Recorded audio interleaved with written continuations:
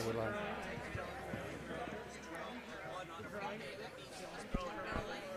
Somebody turn on my microphone. Oh, there we go. You're on. Okay, let's try that again. It's 12 o'clock. It's Friday. It must be time for Draw 2 of the Brunch Spiel, because we just had brunch.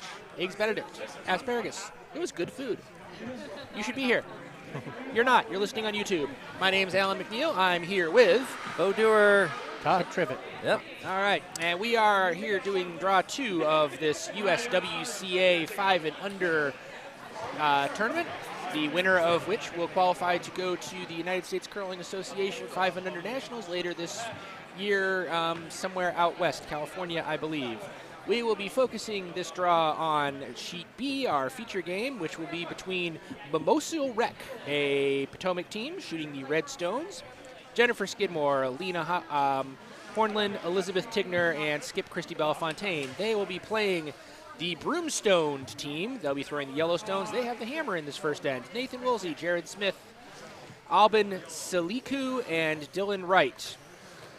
That'll be our primary feature game. There'll also be games on the other sheets, which we will update you on as events warrant. Sheet A from Bucks County, Team Fannin against DBS, the Delivery Broom Service from Diamond State Curling Club. On Sheet C, Loudon Rocks, Reloaded, oddly enough, from Loudon.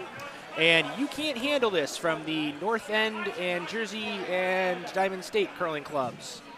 And then on Sheet D will be from Jersey Pinelands, Just Druitt against the Potomac team, Green Eggs and Ham. Something to note, that team on Sheet D, Green Eggs and Ham, they're not playing to qualify for Nationals. You know why, Bo? Because they already did. Exactly. They qualified through a previous 5 and Under bond spiel, so in the event that they win this thing, the team that comes in second qualifies. I found that out today. And they are people who, Jackie and Josh in particular, started coming in here a lot on Saturdays, and they just practiced and practiced and practiced and got really, really good. And the same is true for Sheet B. These are my buddies. These are my Saturday morning people. And Elizabeth, in particular, Elizabeth Tigner, their vice. She's vice because she's just getting really, really good. Her first time out here, I believe, was in March for a Saturday. And I must be a really good teacher because all these people are now beating me. Either that or they just practice a lot. I'm going to bet a little combination of both. And that first stone is on its way. Jennifer Skidmore was asked to provide a center guard, and conveniently enough, she is going to do so. Although actually the sweepers are bringing that into the house. It may have been a deliberate call.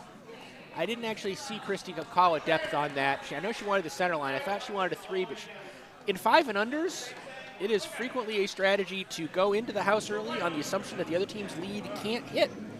And sometimes that's accurate. Let's find out. Nathan Woolsey, throwing for the Broomstone'd team, being asked to deal with that stone via a hit. Came up kind of late rather. I don't actually, based on that, unless that was a severe mishit, they didn't go for the hit. They went for the straight out of the textbook corner guard, which is a choice. Yeah, and we are joined by the husband of the Skip of Mimosional Rec. He's not allowed to play because, Kristy, they want an all-female team. So Jamie and I basically have to just sit. Jamie and I were their sparring partners at one point, though, to toughen them up for this. Right, Jamie? Yeah, a little bit of prep. Good morning, everyone. Or afternoon. How are you doing today, sir? Wonderful. Marvelous. Looking forward to some good curling. So your spouse requested a guard in front of the one they had in the house. This is kind of the straight. You actually see this in high-level curling these days. It's kind of currently in vogue. You throw the first one in the house, and if the other team doesn't go for it, you put up a guard. Now you get a guarded stone in the house, except the line was just a little wide, so the stone is actually not guarded. There is a corner guard, which is, it could come into play later. But for right now, Broomstone Nathan Woolsey is being asked to take that stone out. This is definitely a takeout. This is much higher weight on it. Sweepers get on it immediately. That's a line concern, and this ice is very swingy, so I understand that line concern. They're well past the guard. They've got the contact. Yes, they do, but they are not going to stick around. Nope, it's a clean house. The folks at Better Housekeeping would be proud. We have a clean house after 4 stones. So, Mimosional Wreck, Lena Hornlein is being asked to, looks like, draw behind their red guard over here on the right. It's a fairly clean sheet through the first, just a couple of corner guards. So this should be a relatively normal end. We shouldn't see too much chaos, probably.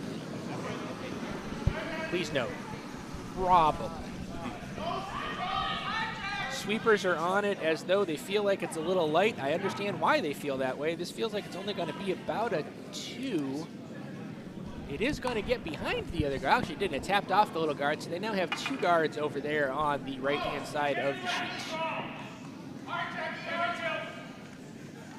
Skip Dillon Wright asking his second, Jarrod Smith, to come behind that pair of guards.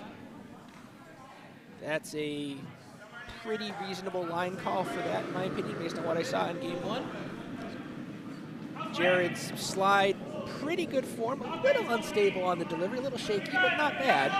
Well, he's using a broom, so that's one up on a lot of curlers at this level. Yeah, in fact, even our team that is going to nationals, Benjo uses I don't know if I would call it a custom stabilizer, but one that he bought as opposed to one that was put together with PVC pipe here. And so Jarrod made it work. He just curled in very nicely, followed the broom, went in behind the guards. He's on top of the tee line. He's behind the guards. That's pretty much exactly what Skip asked for, so that's a good sign early for Jarrod. And now we're up to Lena Hornlein, who was at Arizona at Coyotes until this year. I'm not sure how many years she has played, obviously 5 or less. But she came in here and played in, I think, every league in the fall. Pretty much. And has basically just charmed the entire club. Just a fun person to play with. And I think that was a little heavier than Kristy called for. It's back in the back of the 8-foot second shot, mostly behind cover. But that yellow stone up in the 4-foot, I'm pretty sure is shot. It should be, yeah. And never ideal to go past the tee line, especially at this stage. I mean, there could be scenarios where it's a good idea, especially if you don't have hammer, but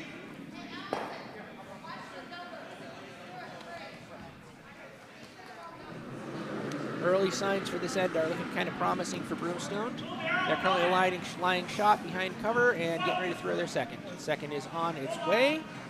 That is their second, who is Jarrod Smith, throwing his second stone of the end.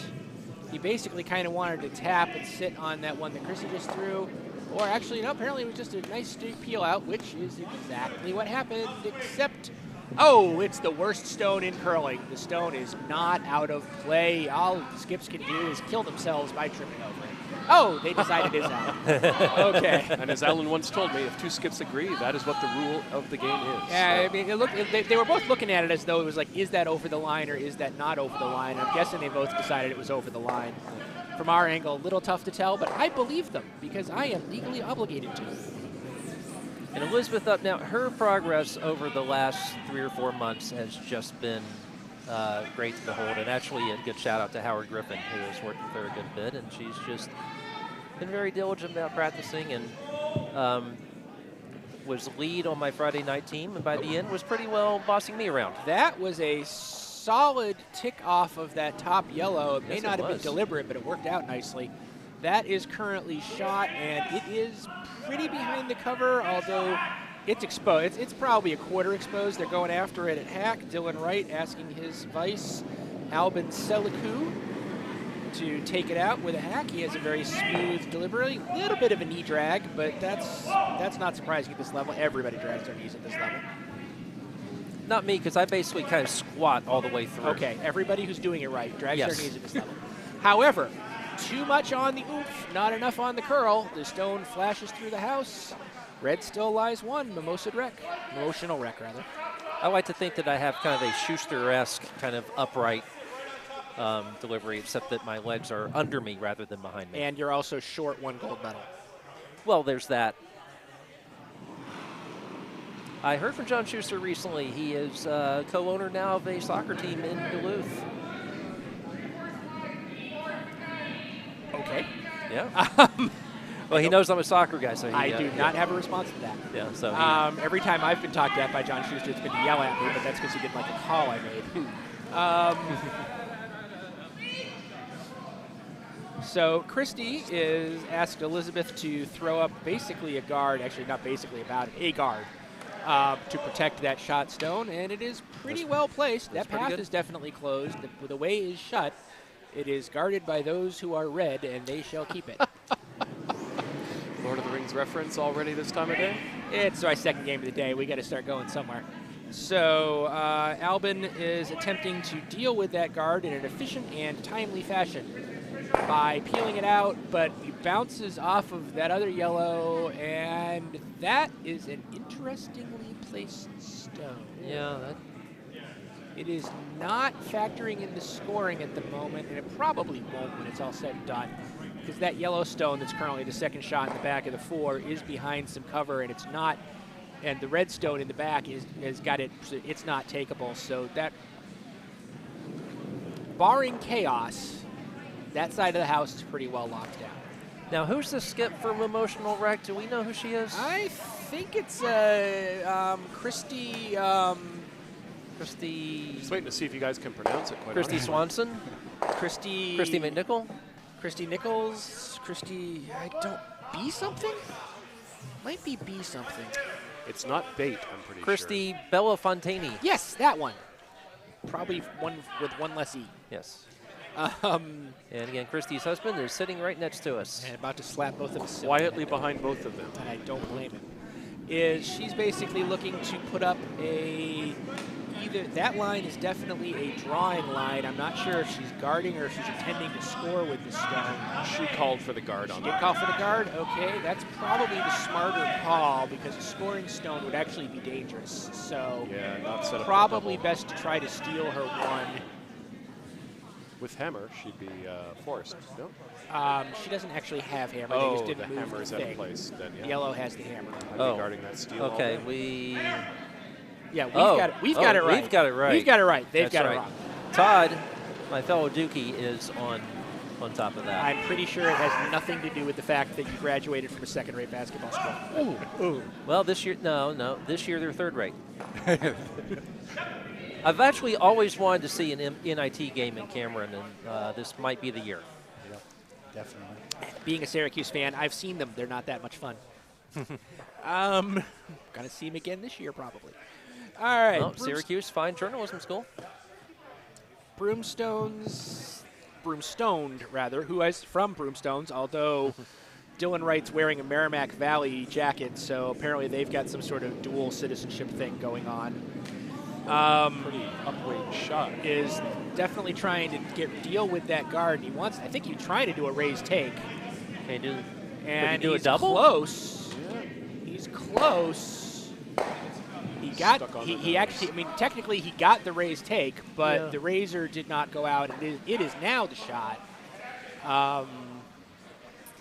It is pretty open. Yeah. So do you At hit weight, you could definitely get there. So do you guard just to the left of the center line? Well, I do. Kristy, on the other hand, doesn't seem to. She's looking at that raise, I think. Yeah, and I mean, since the other team just went for and executed a raise pretty well, I don't blame them. I don't blame her for that at all. It's always a good idea once a team has proven that they've got a shot in the bag to deal with it if they've got another one. So she's learning her opponents very quickly. I think she's going to try to split the difference and sit just inside of that wheelchair line. So guarding it up. Or force them into the narrow... the hit is there. The hit is definitely there. The hit would be for two. I mean, you really can't guard both shots unless you can overbury on a draw, which this line could do that. Or you could overbury on a guard. It wouldn't bury at that point, but over curl on a guard, cover that. But then that doesn't. You can't cover the outside of the yellow stone, which is what they need for the raise. and cut out the straight hit. In my mind, if they can raise, they can hit. Take away the easier of the 2 shots. Right, so take away the hit. Find out if that raise that they got the first time was a fluke or if they really know what they're doing. And frankly, if they really get that raise twice in a row, I demand to see proof that they're actually a 5 and under team. I am told by a source that I would like to consider reliable that this is actually all of these players on Broomstone's team's second year. It is only their second bond spiel, and Dillon is the skip because, as I was told not to say by the front end, he's lazy. Well, I often do that on Saturday mornings, make myself skip. I mean, that is why I am a skip. I admit it. Okay, so Kristy has chosen to take the raise out of the equation, or that's at least what she ended up with, which leaves the straight hit. It does need to be pretty lasery. The line is not crazy wide. It's plenty wide. I'll have a quick update from D. It looks like Benjo Delamante's team that has already qualified for nationals stole 4. So very good team. How are you telling that? Because there's no score on the board. Because I watched it. Okay. I watched the end of the end. Yeah. All right. So Dillon Wright is preparing for a high weight hit and ideally stick. If he sticks, that's going to be a 2. If he rolls, it'll be a 1. If he misses the hit, it'll be a steal of 1. So those are all the scenarios that could conceivably occur here. Pushing already. They're pushing with the sweep because it hasn't quite cleared the guard pack yet. I think it it will. has now, though. Is it going to overcurl? It is going to move, but not enough to not get 2. 2 for yellow. Broomstone's goes up 2-0 after 1. I should point out most of the players on Mimosional Rec are also, well, Elizabeth, this is technically her first year. She played a couple of times as a guest on Saturday mornings, which does not count for a year of experience. So this is her first year. I don't know how many years Lena is. Kristy, I think, is third year. I feel like maybe, well, no, COVID year. Probably is third year, right? Yeah, it's I always forget to subtract for the year that we weren't a thing. Yeah, I remember Kristy and Jamie coming in for the roughly the first time. So, quick trivia thing on we actually have more Boston people involved on sheet C. That is a team that is North End / Jersey Pineland / Diamond State. North End is in Boston. I wonder where they curl out of. North End. Yeah, right. I wonder where the facility is. I was born there. Yeah. That's a good question. I'm going to guess the North End, but well, I don't. I've updated the Wikipedia page many times. So on sheet C, Loudon-Rots Reloaded is drawing against 5. That's a problem. That is a problem. And they're not doing so successfully, I don't think. No, in fact, there's a chance. I don't think they put enough energy in the system. I don't think they made a 6th out of that. Nope. No. All right, so that's 5 for Loudon. Loudon is. That's 5 for you can't handle this. Yeah, I was trying to explain to someone where Loudon is. It's basically kind of northwest-ish of DC, about 45 minutes. Way more west than north. Yeah, it is. It's more west than north. You basically have big old Fairfax County next to DC, which is, million some 100,000 people. And then Loudon is a big growth area, your typical exurb. And Loudon plays on arena ice, relatively new. I think they've been doing it a couple of years, but a couple of their members are also members here. Yep. And we're happy to see them here. Some cross-contamination has occurred. Yeah, happy to see them here getting some experience. Yeah, when the Potomac folks, when we heard about Loudon opening up, we reached out to them and offered some technical assistance, learn to curls, that sort of thing. There's no formal relationship between the two clubs, but there is some cross-pollination, and growth for the game is wonderful. And it's also really good to see the folks that are out there, because they actually have a comparatively long and difficult trip to get here. Yep. So for leagues, that would not be great for them. So yeah, absolutely. Yeah, I live closer than that. I live in Fairfax County, and I don't make it here for leagues. I'm a daytime member. Well, daytime member now. Played in the league in the fall. Sheet A looks like it Is might. a royal mess is what Sheet A is.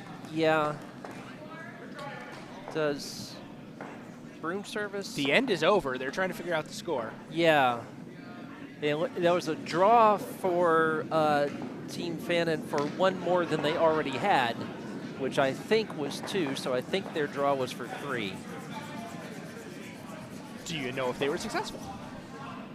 Oh, the draw, yeah, the draw was fun. Oh, it was a draw for 5, I'm sorry. Okay. And they made it. 5 is like 3. Yeah.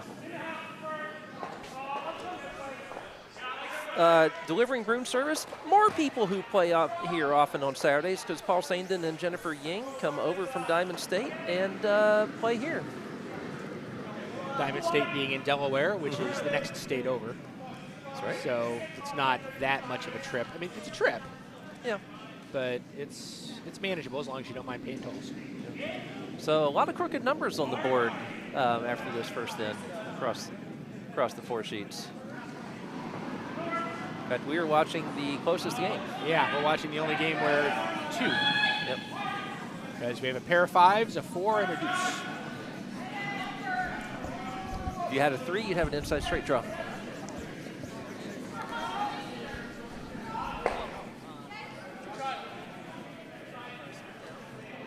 All right, so we'd like to take this opportunity to welcome our viewers out there on the YouTube, the 30 or so of you that are watching at the moment. And if you have any questions, feel free to prop it into the chat. If you're fans of any of the teams on the ice, let us know. We'll provide a little bit of extra coverage for those games to let you know what's going on. So we are here to make it so you can enjoy some Friday afternoon curling, because it's more fun than working.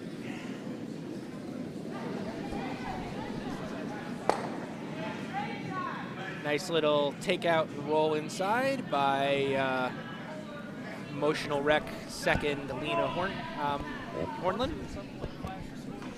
Red lies 1, although there are no guards, absolutely no guards this end, so kind of expecting a nice clean hit game. Generally at the 5 and under level, the hit game develops faster than the precision draw game because it's easier for a hit. It's also more fun.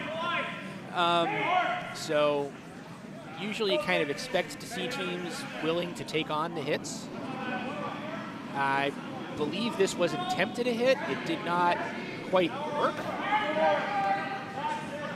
I often have beginners come in who say, wow, I'm just having trouble, deciding how hard to throw it. And I said, every curler in the world has that issue. Yeah, exactly. And that's why draws are tough, because draws you have to get right in both dimensions. A hit, you really only have to get the line right as long as you throw enough. Yeah. I do sometimes have trouble generating enough weight, and then it'll curl on me a bit too much. But that is, again, a weight issue. So, I'd say learn to stick, but that's not cool. Well, if I hadn't rehabbed my Achilles, I was headed that way. You're gonna have to. I mean, it's my blown out knee that has me doing it. So I get you. Elizabeth and Jen really working this. Yeah, she asked for a guard. She's definitely getting a guard. Yeah. Question is, did they keep it straight enough, or is it exposed? It overcurled. Stop. That is, well, okay, so it's actually more useful than a perfect guard would be, and the reason for that is he can now consider the takeout, but the takeout is a jam risk.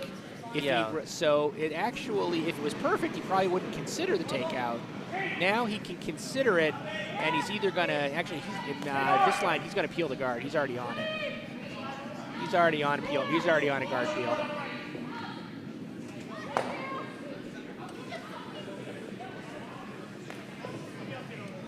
Nice crisp peel. Everything was very good about it. And Kristy correctly is saying, you know what? That worked really well. Let's do that again.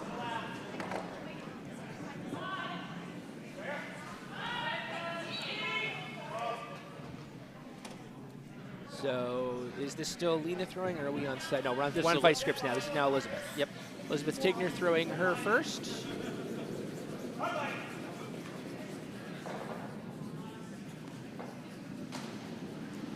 So the United States 5 and Under Championship, which this is a qualifier for, is unique among U.S. championships in that this is the only one that is a fully gender open event. Your 4 curlers can be any combination, men, women, intergender, whatever. As long as you have 4 curlers, you can actually have a 5th, you can have a spare. There's no restrictions on who has to play what position or what gender. You know, like there's a mixed quads where you have to have 2 men and 2 women, and they have to alternate man, woman in the delivery order. Don't have to do that here. So you'll see any of these teams can qualify, except for the one that already has. And if you see, we probably won't get around to showing it, but if you look on the next to sheet D, you'll actually see a banner for the USA Mixed Champions from 2019. Yep. And so that USA Mixed Champions, that team actually went on to the World Championships for mixed and actually did pretty well. They didn't, you know, they didn't qualify for the playoffs. Well, they qualified for the playoffs. They didn't make the semifinals. They made the final 8. Which was a very impressive showing by the Clausens, Catherine Gornova, and City Mulaney back in 2019. Proof positive that our junior program works really well because they all came through that. We are sending some juniors to the, is it the U18 National Championships? We're sending some to the U18 and the U21s, actually. We're sending to both. Okay. Broomstone'd, where the team Broomstone'd from, is hosting the U21 National Championships. And a Potomac team just qualified for that last weekend. And the U18, we had some qualifiers. Actually, I think the U18 Nationals has already occurred. I think it was a couple weeks ago. Elizabeth gets this one in for second shot. Yeah. It is not covered by that top guard at all. It's actually, is there enough overlap? I can't. Double. Yeah, it is at risk of being doubleable. Oh yeah, it's very at risk of being doubleable. So a well hard shot. Okay, that's interesting. Why would they do that? There's no reason to do that hit flop.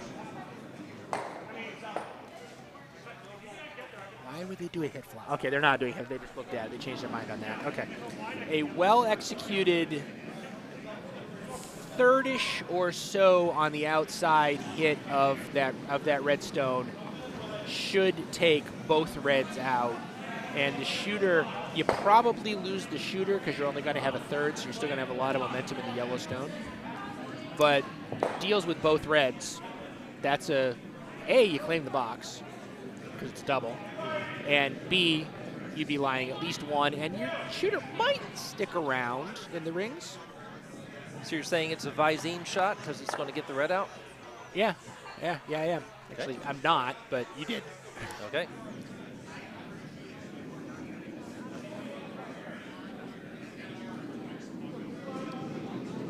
Stone is on the way. This is the first skip stone by Broomstone's second-year skip, Dillon Wright. He's looking to attempt to execute the double. They're scrubbing it a little bit. I don't think he's got it. Nope, he's just got the pick. And his stone does hang around out there in the 12-foot. Kristy still has the one shooter mostly behind cover, and apparently enough behind cover that they're not seriously looking at it. Sheet D just finished their second end. I can tell you that it was a steal for our national championship-bound Green Knights and Ham, skipped by Benjo Delarmente, who is, by the way, involved in the Philippines Curling Federation. Not exactly sure where that stands now. And also I should point out that Just Druid, actually half of that team, now Potomac members. Rob and Danielle Tolliver have moved within range and have joined. And I've also come in. This is Saturday morning breakfast all over. We are slowly executing our plan to take over the world. Excellent. Well, we might at this point be the biggest club on the East Coast. I believe we are. Yeah. Because at one point, I was given some numbers not too long ago that had Broomstone's ahead of us but I think we have surpassed that number. I think the 20 or so kids from the Navy finally. Yeah, the kids from the Naval Academy. We have and the Naval Academy kids, I played against them in our last Spiel, the big Spiel, which was a lot of fun. Yeah, and they're just starting out in the collegiate curling program, which is, oddly enough, a USCA program for collegiate curlers. Go figure. It is not an NCAA sport. It's not even officially a national club sport yet. Apparently that requires something that they don't quite have. I don't fully understand. Right. But it is an organized thing with their own qualification rules, national championships, all that kind of fun stuff. I actually officiated at that national championships for the college kids once. They had a really good time, and there's some excellent curling there. It is a lot of newer curling. I mean, there are a combination of kids who grew up with the game and then went off to school, and also some kids who just kind of said, oh, wow, this is neat. And a lot of them picked it up very, very quickly. I wonder if Catherine Gorianova's playing in college, because she would be a menace out there. I believe she is not, at least at the competitive level. Okay. She may be playing at a club somewhere or something. Right. Interesting shot here on B. That does not have enough mustard. No. That's okay. So Kristy's definitely line one. Can she get that one? Oh yeah. Oh yeah, easily. She's got it's fully exposed. No, don't. Kristy, do not play the draw, Kristy. You've got the hit. Your vice is telling you you've got the hit. Your vice is right. Always listen to Elizabeth. That is that is what I have learned. So what Kristy may be thinking, and in her defense, it's a legit line of thought, is the draw is pretty safe. Right. The draw will not risk her red. The hit, if she flashes it too wide, could jam that yellow into her red, and she ends up giving up one, which would be bad. But really, from what I'm seeing right here, and frankly, it's right in front of me, so I feel like I've got a pretty good view on it. You do. It's a clean, wide open hit to the nose of that yellow. There's no reason to under curl on that. If you over curl, yeah, you might chip your top guard. Yeah, okay, you get one. I don't see a reason to not go after that yellow unless Kristy's not confident in her hit line.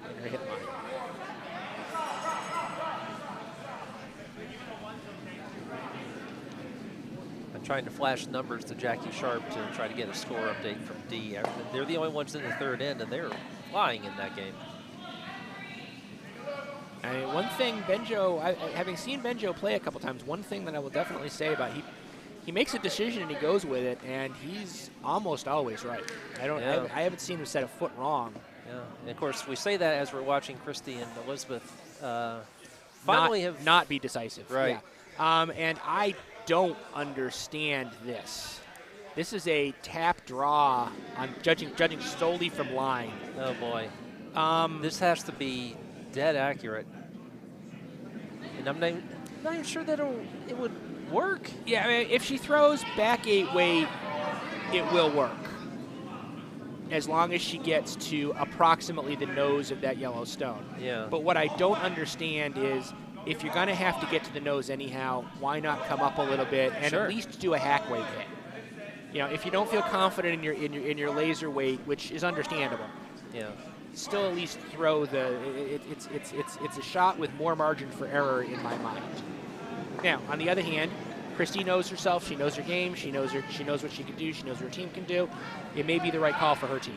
Well, here it comes. And she's committed to it now because she let go of the stone. So it's coming. Really the sweepers are on it. Well, there's a lot of finish. Yeah. But I don't think there's that much finish. No. Well, it's coming now. It ain't going to get there. No, I might actually get off of that now. And I mean, it's not going to hit that yellow. But it's going to tap it, but not enough to make any damage. One red. One red. I feel like Kristy overthought that, but. On sheet C, Loudon is on the board with 2. Making it a game. It's 5-2 over there, or 4-2. Yeah. 4-2. No, 5-2. 5-2. 5-2. Sheet A, we're down to the last skip rods. They play, Paul and Jennifer play. Well, yellow's actually, I need yellow's throwing their first skip croc at the moment, actually. Oh, you're right. Red still has 1 to go. Red is currently sitting 2. They have 2 guards. There's a yellow in the back of the house. I can't see if it's just barely touching. But it's probably not going to be relevant to anything. Yellow trying to deal with some of those yellow, but that's not going to be enough weight to deal with it. That's just got to, now it does spin in. Now red's only got 1, but red has a clean shot at that. That's yellow's got some problems. They're going to have to solve some issues with their hammer, it looks like to me.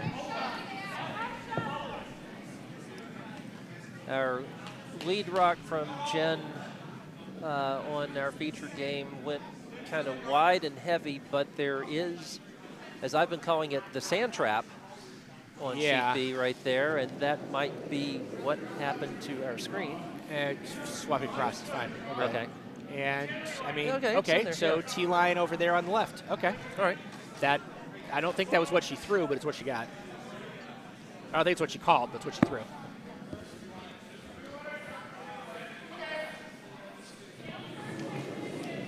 All right, Broomstone lead, Woolsey rather, is going on and throwing their stone, looking to do a hit, got the hit, and split out, keeping a completely clean sheet. No guards, no nothing. Kristy asking Jennifer for a center 3 guard.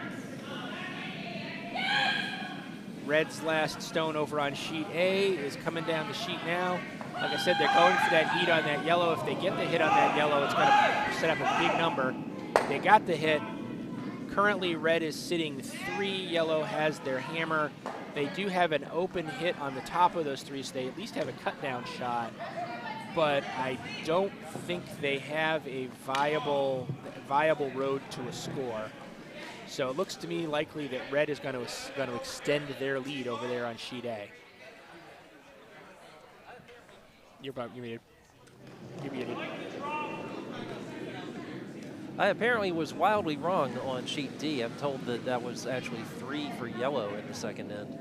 Oh, so it's actually a battle-y kind of game now. 4-3. Yeah. That's right. Diamond State is spending an awful lot of time staring at it, hoping maybe if they stare at it hard enough, the situation will change over on sheet A. It doesn't work that way in my experience because the games are not long enough for geological effects to cause granite to spontaneously break down. I think they're hoping more for telekinetic effects, which would work faster if they existed.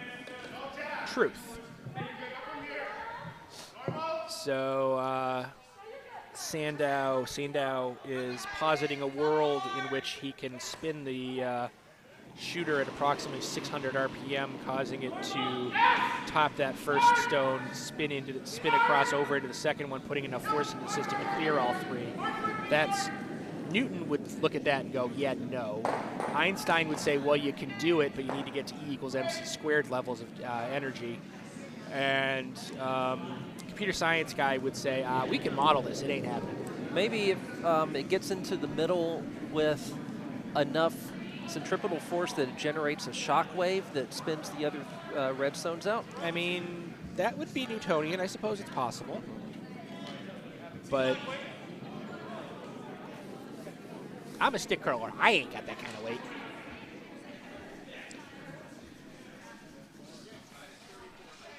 Oh, they have corrected sheet C. That is actually, they scored 1 in the second end.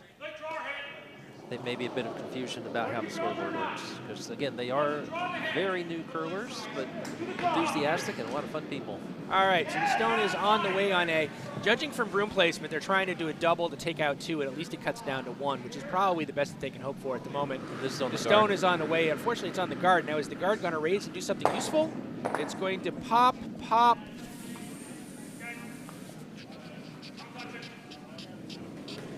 I mean, it takes it from 3 to 2, so that qualifies as useful. Yeah. They're down 7-0. They could have been down 8. So, all right. So 2 for Team Fannin in the second.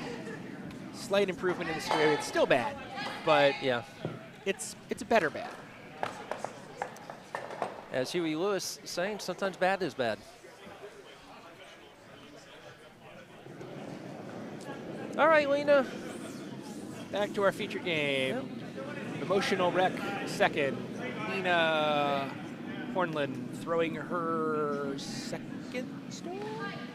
Yes. To a not quite clean house, but pretty darn spotless all told. There's a stone just barely nuzzling the 12-foot up top. This is probably strong enough. It probably goes through. Well, you know, somebody threw some pebbles in front of it, and it's sitting in the back of the 12. So Okay. they've got the 12-foot locked down. I was present when this team formed. Well, they three of them decided to ask Kristy instead of me, who was sitting right there, but they, I believe, wanted an all-female team, and they should be able to enter. Is it Childs or Dykes, or it's Childs? So Dykes is men's tournament for Okay. men.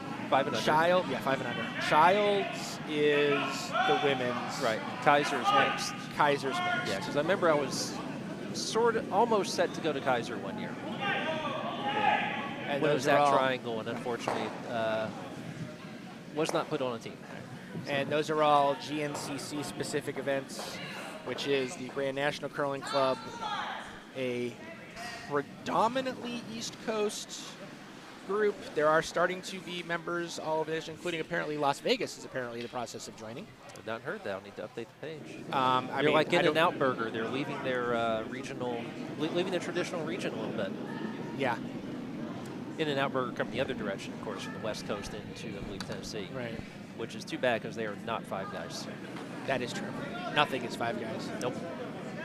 Five Guys from, I believe, Arlington initially. I believe you are correct. And I've seen Five Guys locations in London. Wow, that's impressive. I saw one in Prague. Prague? That's even more impressive. Yeah. All right, so where are we at now that I'm hungry? Yeah, Although Elizabeth actually, I just had brunch. Elizabeth got her rock to the back 12. It is shot. Yeah. It is at least half exposed, probably even more than that. Oh, yeah, it's 3/4. Now that I'm looking, it's 3/4 exposed. Yeah. And Even it if it looks were to like jam, I think it might not be shot anymore. and it looks like we're just yellow Broomstone Vice Alban Celiku is trying to just kind of sit on it. That would be shot, and that would be a strong position.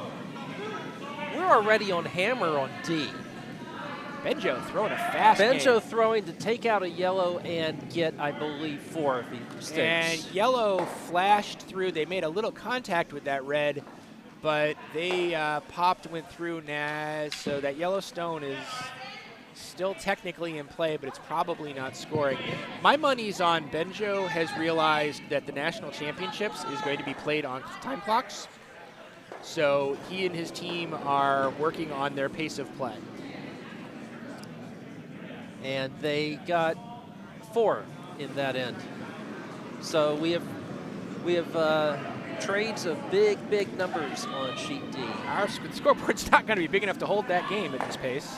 I actually had a game recently where my goal was to keep the other team from wrapping the scoreboard. Oh, that happens a lot. Yeah, I was playing.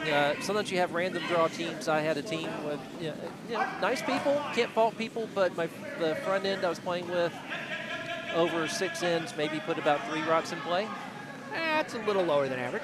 Yeah, made seems difficult. All right, so Broomstone pulled in that stone into the 4-foot, actually just kissing the edge of the button.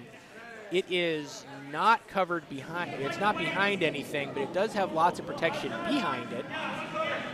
So they did claim their Cheerios box, which is the most important part of the whole thing. Excellent. And we all know this.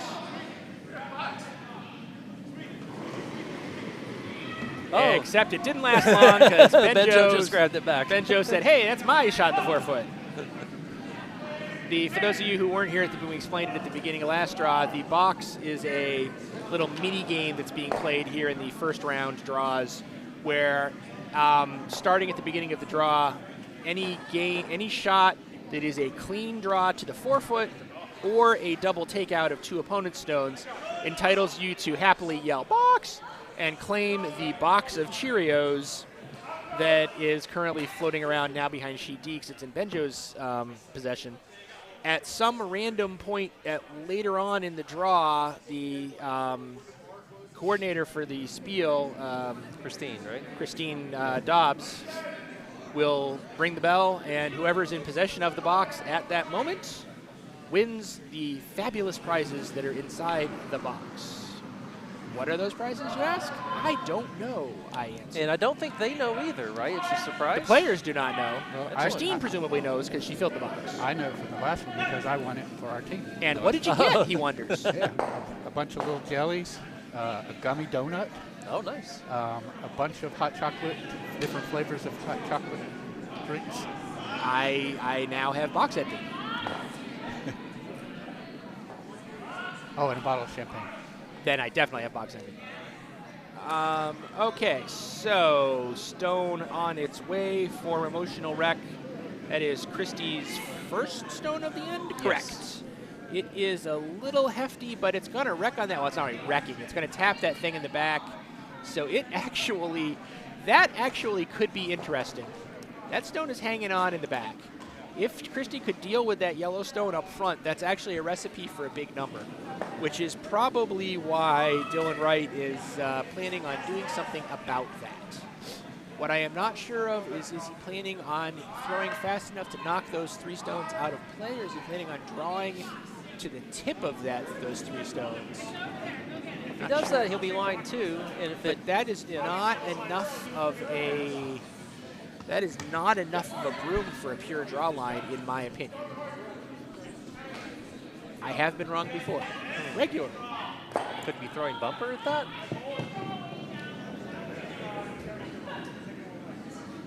I feel like it's too much broom for bumper. It might be about right for hack, but I don't see why you would throw hack. Hack's not going to have enough weight to move the stones. No. Unless he wants to just lock it on there. But then it's not enough weight for the draw. Right. And that's definitely a draw weight that he released at. The sweeper's got on it quickly. That just looks like he's just calling it's a tight line. It doesn't move much. It's over diving now. Is he past his guard? Okay. My concern was he going to get past his yellow shot stone? He did. So he called. It's just okay. I mean, he made it second shot. Pretty sure Kristy's red stone in the back is out counting the one up in the top 12. They swept their own rock to get it farther past the tee line. They were concerned about the berry. Yeah. They wanted to make sure that it was in a position where Kristy couldn't go after it, and it is. I mean, she could, but it would be a ballsy shot, and that's not what she's calling. It appears Kristy's just basically going to do a counter draw. She wants to draw the same shot, maybe slightly better. On sheet C, you can't handle this as a draw for, I believe, 4.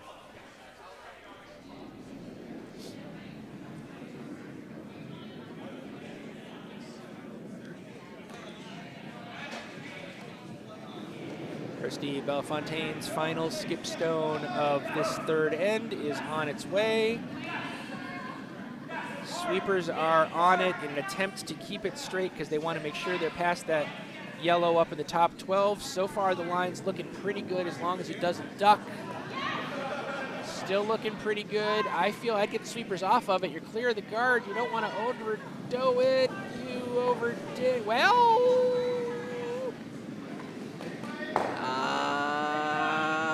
reddish shot. Oh yeah, absolutely, reddish shot. Reddish shot. All they have to do is tap that a little bit to get there too.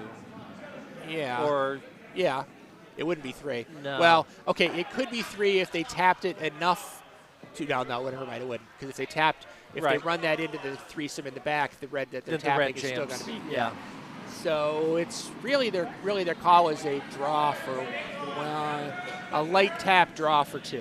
Yeah. And they do need to tap it. There's no 3-point shot. Yeah, they need to tap it about I'm going to say 2 inches, probably 4 unless you have to get the angle exactly right. Yeah.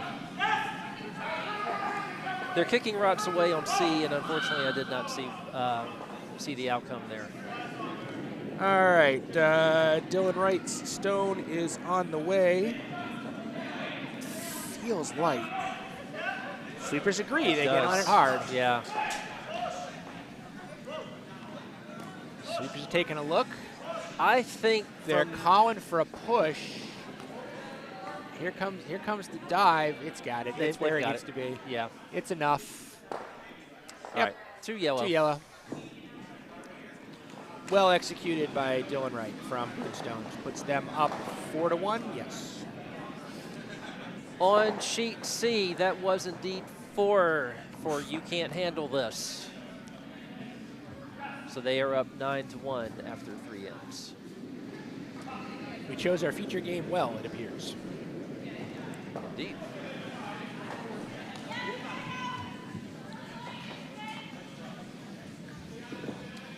And Dillon just confirmed with us that it was a 2. Appreciate that.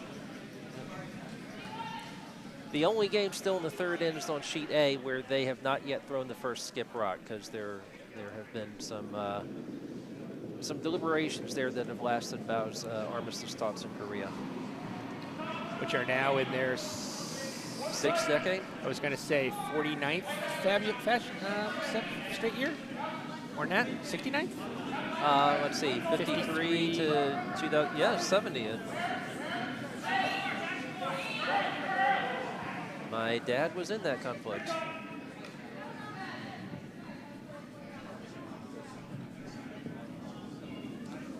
It's actually fun to alert the Naval Academy people who come here that they better be nice to me, because my father was Colonel Dewar of the Marine Corps. Yeah.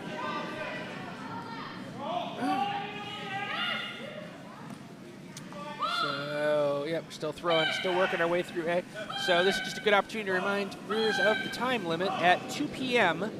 Eastern Standard Time. The teams will be able to finish the end that they are on, and then we'll be done. At the moment, it feels pretty well paced for D. Is definitely going to make it. D will be D can play 9 ends if they really want to. 8's the limit, but they're in great shape.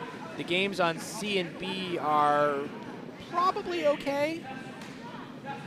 Yeah, they're on the track. The game on A might not even throw 7 at this rate. That's probably not true, but they're throwing a little slow.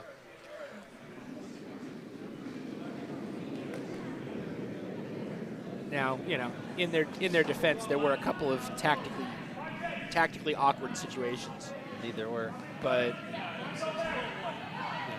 now, of course, all of that becomes moot if one team absolutely crushes the other, which is a thing that has been known to occur. I do not have a view of the house on A, so I do not know. Yeah, it makes 2 of us. Oh, now I do. There is 1 red in the back 8, and there's 1 red over here in the 12. biting to the 12, yeah. So Jennifer Ying will try to take care of that. They're only on Jennifer's shots? Wow. Or wait, Jennifer's skip. So yeah, Jennifer's that's a good place for them to be.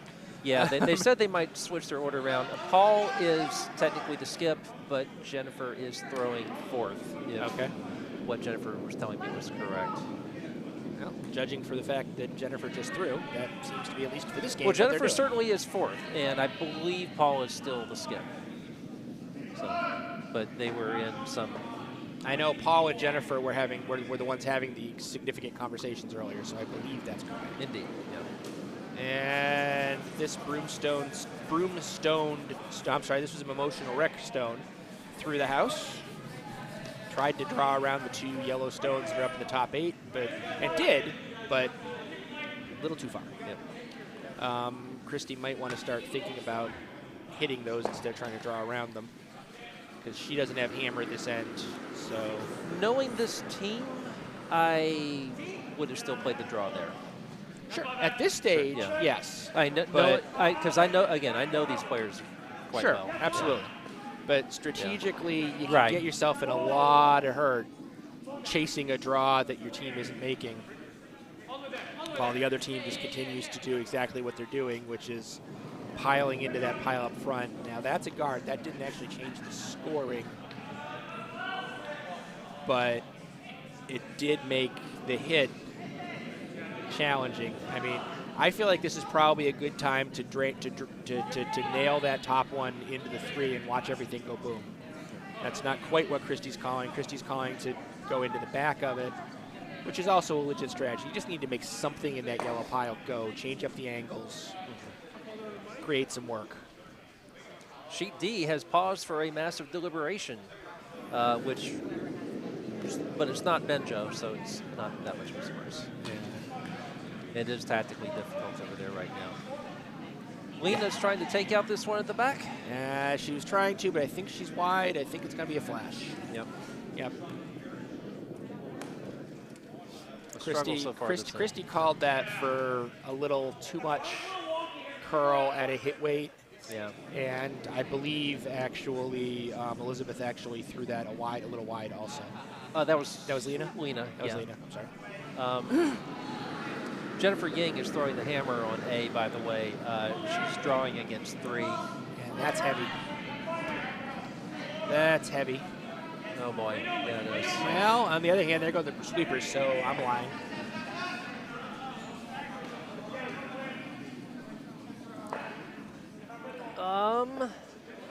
Don't know. Oh, my goodness. Yeah, that's... Oh, here's your problem. It's not the hammer. Red's still got a stone. Oh, no, they're cleaning it up. Never mind. I don't know. No, that was...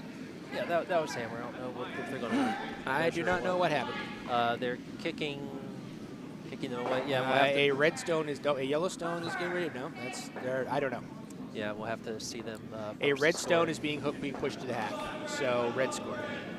Okay. Which means Lena's came up, and they're putting up a number. Red stole 2. No, red stole 1. They had not following their steal of 2 at the previous end. Yeah.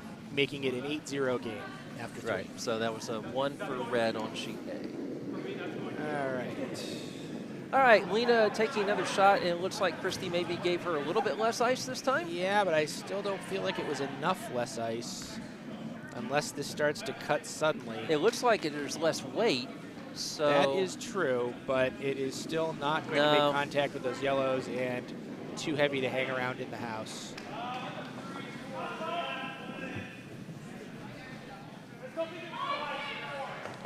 Now, this is unfortunately how big ends happen. Yep. And Kristy's a newer skip. I mean, all these skips are newer because none of them have been at it for more than 5 years, by definition. I don't know if she has learned yet that sometimes you give up trying to score and you just start playing the, okay, what do I got to do to make it so the other team doesn't score very many? Right. Well, I suppose the takeout was the right call. It just... Yeah, but yeah. I would have... Now, I have an advantage that Kristy doesn't have. I have a team that has a lot of guys who can oof some rocks if they need to. Right. But I would be clearing the top of the house. Even if it takes you 3 stones to clear the top of the house, it'll get done, and it forces the other team to waste their stones putting the guards back. Sure.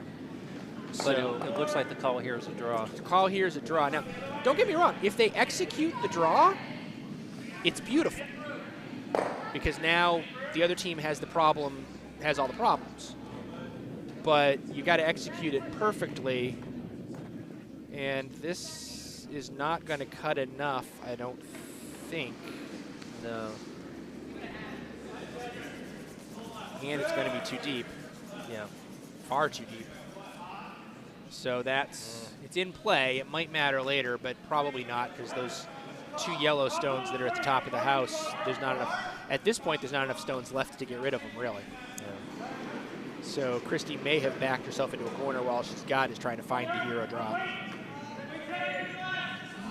Sheet D, I believe we're looking at the hammer, and red is lying something. Probably 1, 2.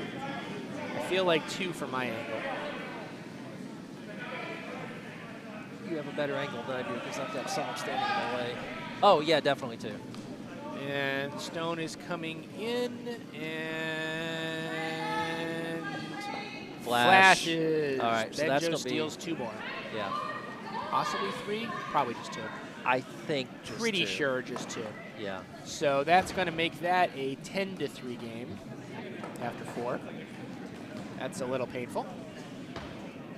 Well, again, that is a team that is already bound for nationals. Yep. And we don't really know about the other team, what their qualifications are. Now, admittedly, it was a bit of a surprise when Benjo's team qualified. They're solid and they're good, but they weren't expecting to qualify out of that Spiel that they went to. They were basically planning on getting some experience to make this their run, this event. Yeah, Josh and Jackie in their 2nd year. Benjo, I think, in his 3rd. I don't know about Kevin. Oh, almost. I hope Loudon people were watching to see a very nice hit and roll. I don't know who threw it, but a very nice hit and roll to get one that is partially buried. So Kristy keeps zeroing in on that hero draw, getting a little bit closer each time. She hasn't quite got it yet, but that one was only about a foot too long. Your lead has written in again. Alan says, classic Alan weight call. Says, me, how much weight on this stone? Alan, yes. Pretty much. That would be the correct answer if I was trying to clear the front right now. I'd be like, what can you give me? Well, Steven's a good, healthy young man. He can bring a lot of weight. Like I said, I'm very gifted that my team, everybody on my team can move a rock. Unfortunately, all the teams I'm playing against have learned that, so they don't give me an opportunity to make that useful. Damn it. All right, so Dillon Wright throwing his first of the end. That is a correct statement, yes. He's looking to continue the junk up because he's looking at a positive steal right now. Or no, he has hammer? No, he doesn't have hammer.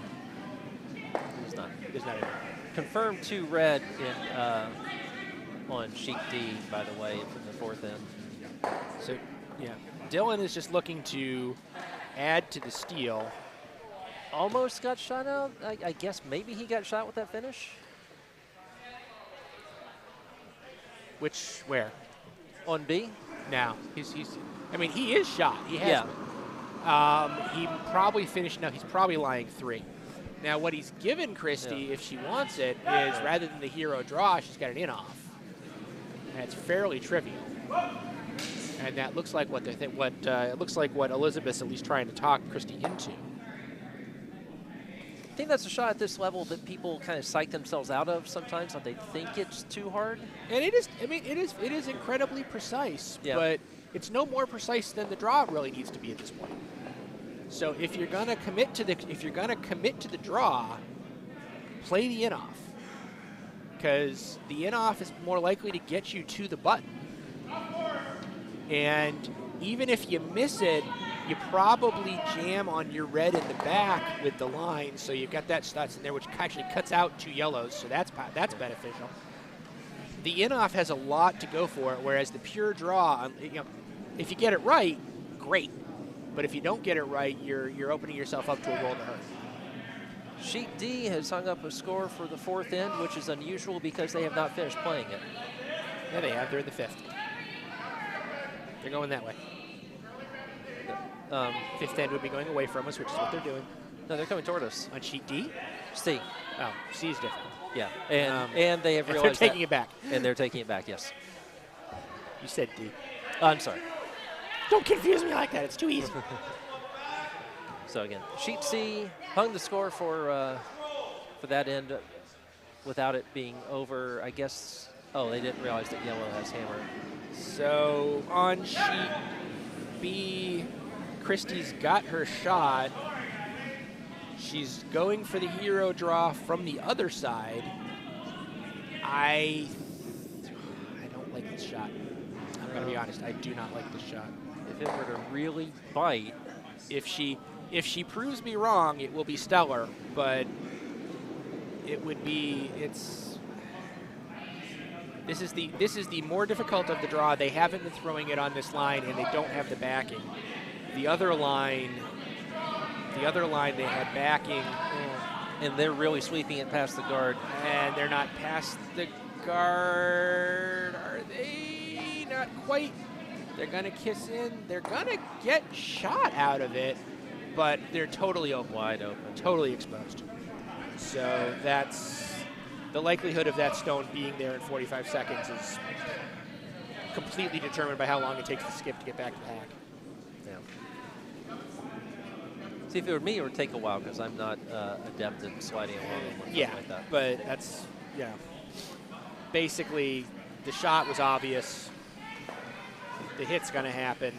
The likelihood, I mean, Dillon hasn't been missing much today, from what I've seen.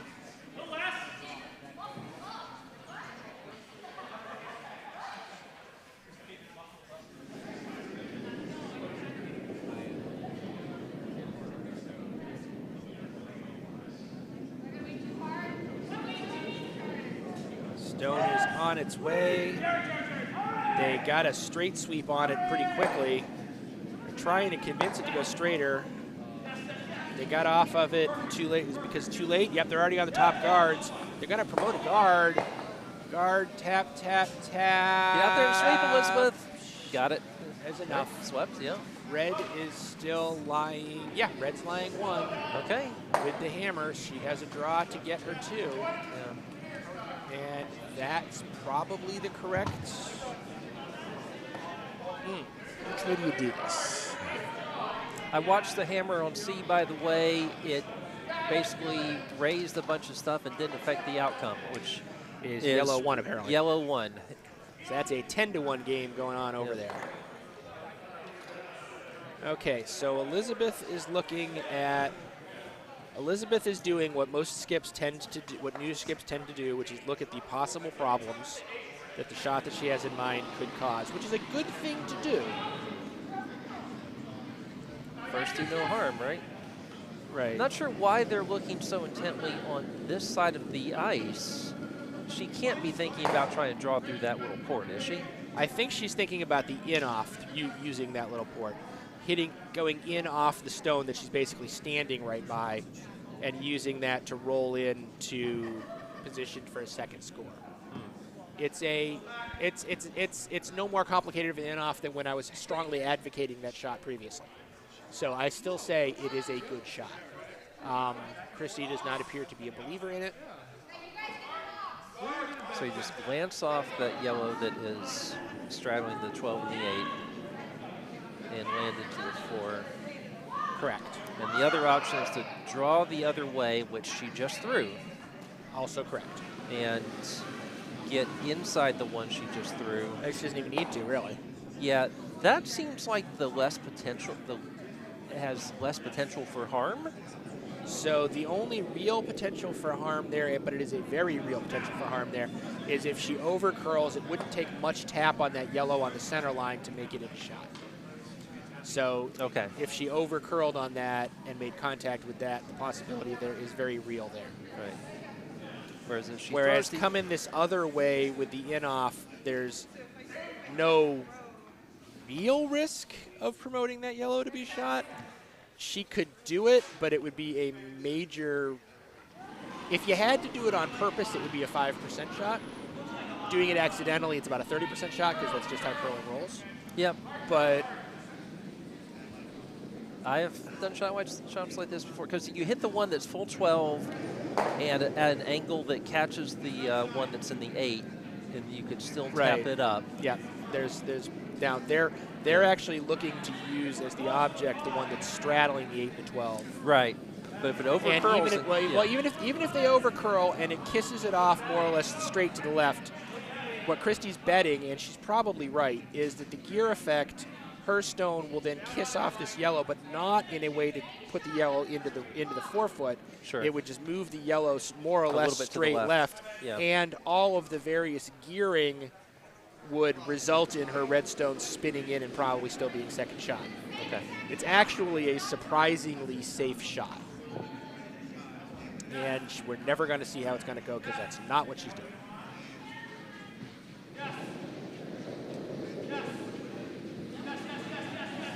Now, if Kristy is more confident in her draw game than her hit game, which she is, this is probably the righter call. Right.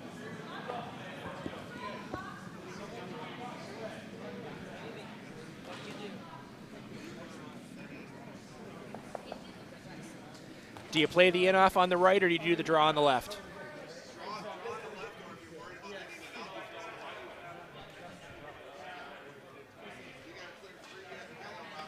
Yeah, no. You're right that there's no shot for 3. I'm figuring, what's your I feel like the in-off is the safer shot. The angles aren't there to wreck it. Whereas the draw, if you over curl a little, you could tap that yellow in for 1.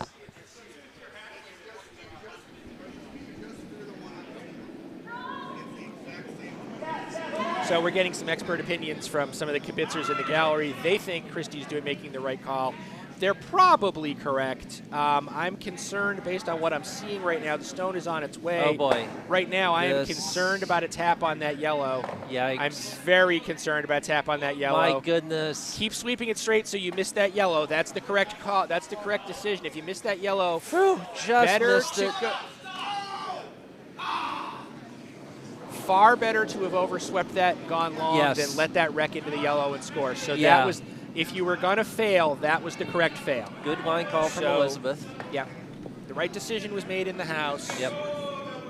So red takes 1, makes it a 4-2 game at the half. Their time is fine, so they probably get 8 ends. Yeah. Take a step back, take a deep breath, carry on. Sheet Actually, A, by the way. Taken an hour 12 to play 4 ends. That it might be tight on whether they get 8. Yeah. Sheet A definitely will not. They are proceeding at a glacial pace.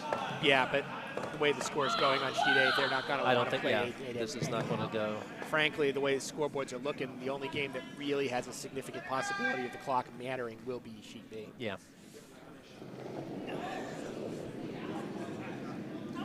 We are starting to get down towards hammer time over here on D.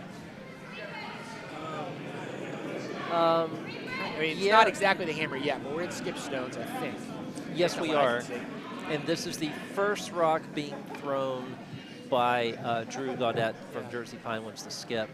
Benjo has thrown his first. It's interesting that Benjo is down here, not up there getting ready to discuss. He has faith in his, he must have faith in his vice. This is a team that plays together a fair amount, and they have Josh and Jackie down there, and Josh and Jackie not shy about weighing in on things. Yeah, so, you know, if Benjo is willing to let his vice call it, that is a good little move that you can do to improve your pace of play. Yeah. I don't really have a good view of what that house looks like. It looks like a lot of yellow to me, but there might be something red hidden. I don't know. Well, I can tell you on A, Jennifer Ying is delivering the hammer, trying to draw against 3. 3 red? Yep. And I don't like this pace. This pace feels light to me. Sweepers are working it. If they keep it gliding, maybe it's glidey enough. It's already coming across. It's probably, it's gonna nick that guard, isn't it? Yep. Well, but it's deep enough. It held him to 2. Held him to 2, so that's gonna make that a 10-0. Yeah.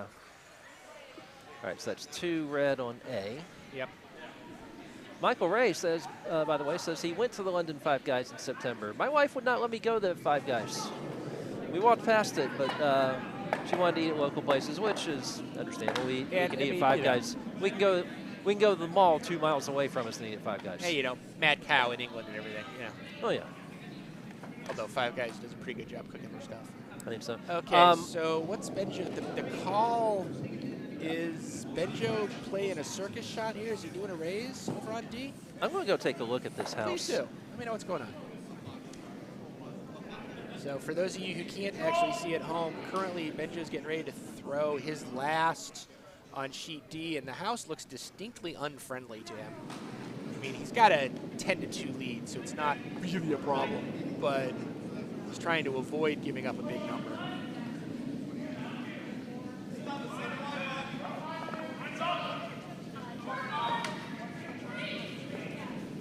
Sweepers have come off of that stone over on D. Is he getting in? Okay, so he effectively threw up a center line guard. All right, Bo's back. Bo, what's going on over there on sheet D? Because I got no earthly clue. Yeah, okay, well, yellow has shot right now in the back 4. Benjo, I think, may have just figured he didn't have a good shot at it. He could have done an angle raise to get one of his in. He could have drawn through a very narrow port. He might have been trying one of those things and come up light. Does Benjo have the second shot? No, that was Benjo's last. No. My question is you said yellow has shot. Oh, yeah, yes, he has second shot. No, Benjo's playing the scoreboard. Yeah. Benjo's like, I'm up 10-2, or 10 to 3. I can give up I one. can give up 1. Yeah. It's fine.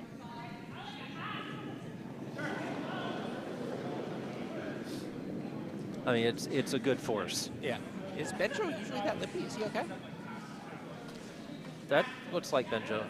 Okay. That feels like a little bit of a limp, but yeah. I know, some of us are just more awkward on the ice. Yeah, including me.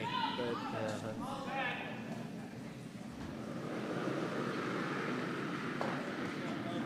we need to teach Benjo to skate. Yeah, I just because that's something I excel at. Yeah, I struggle with that. I just I've gone backwards too many times to be fully comfortable doing that. All right, so Better Homes and Gardens approves of the house in sheet B as it is clean as a whistle through 6 stones.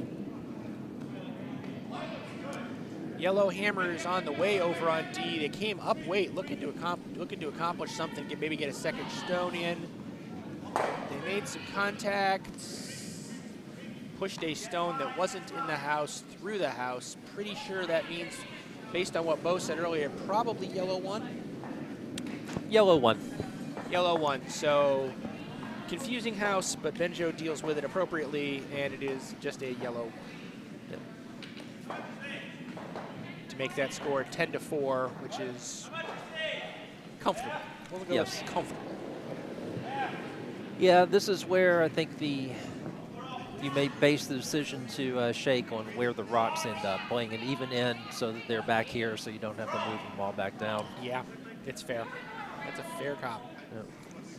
So, Mimosional Wreck tossed another stone in the house. Broomstone'd is going after it. Basically, Broomstone'd appears to be basically saying, we are up by 2. Oh, they're going to miss this. No. Or yeah. wait. Yes. Okay, you're right. Not a pure miss, yeah. But just a light little kiss, not enough to change anything. So now Kristy's going, now I'm in business. Yep. I believe everybody just heard Kristy there. Yeah. If you didn't hear Kristy, she said guard it. Because yeah. The only other alternative would be try to get something else at the same depth, wide enough so there's no double, kind of split the house. But that's way more challenging than throwing up a solid guard. For Mimosional Wreck Vice, Elizabeth Tigner throwing her first stone of this 5th end. The pivotal 5th end. I don't really like how wide that is. There's been a lot of finish. Yeah. There's been a lot of finish, and as you can see, there is a lot of finish. Okay. Lined up nicely. I guess I wasn't thinking of it being that deep, but I don't think there's any harm in being that deep. I think that's. So it is close enough that they could consider a raised double, and oh yeah, that's what they're calling. They're okay if they just peel off the top one, but they're looking for a raised double. Yeah. And this would be Alban Celiku's first stone of the end. Looking to at least peel, possibly raise double. Boom, boom. It did not raise double. It did do a raise take. The yellow red stone is still shot in the 8-foot. Very exposed. Guard it. Kristy yells, guard it. Is that what you would do, or would you hit that yellow? I could see arguments both ways. Or even draw around the yellow. That I would not do. Because of the race? Right, correct. Yeah. But I could see an argument for the draw, and Kristy's been playing a draw game, so in this case, yeah, a guard draw.